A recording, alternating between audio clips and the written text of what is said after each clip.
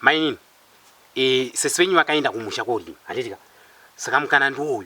Ndataura nani? Nakuda kwashi magaisa. Handiti. Wewe ungwechi luxury coaches. Saka ndataura nakuda kwashi magaisa. Wanditi iye. Endai mutonobata izvi city bus izvi zvanditika.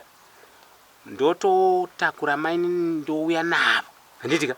Christmas yose itototamba utengedegwe utengwedegwe tichidla. Ende vari kutaura kuti izvi vanouya nemi zvakanaka. Chenyu chaanoita kuda kwashe chokuti mukangomubata panhamba dzake handitika.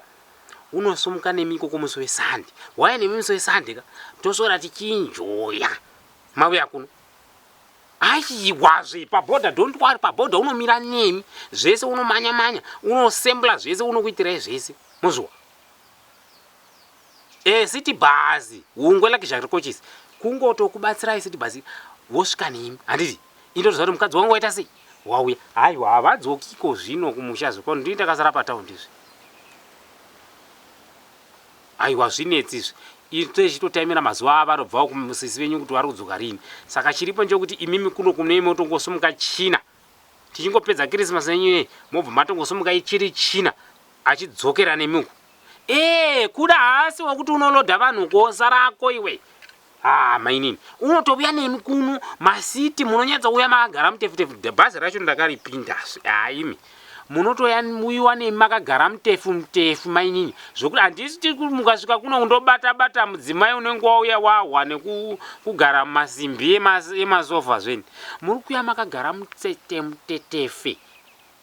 Muya makagara mutetefe. City bus hamusi kurizwa zvakanaka rimi.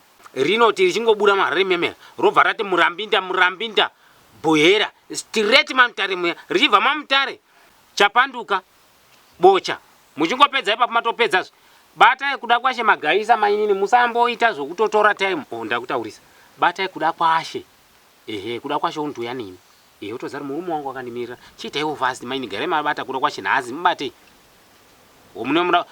harinetsi kuda kwashe udzai vanhu vese kuti kuda kwashe bomu asi munhu wekuti anongotakura muramu wangu ogasi unotakura vanhu vese chero vana vataka kubatiswa kudzoka kuno kwana gogo Christmas ngavabatiswe chero kuda kubvisa vana kuno vachiuya kutaundi ikoko kuzoona kuti South Africa Cape Town unotakura vana zvakanaka.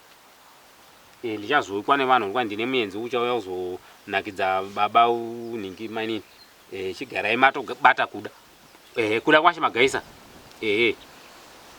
igutu gutu mainini tobata kuda wotouyiwa naye.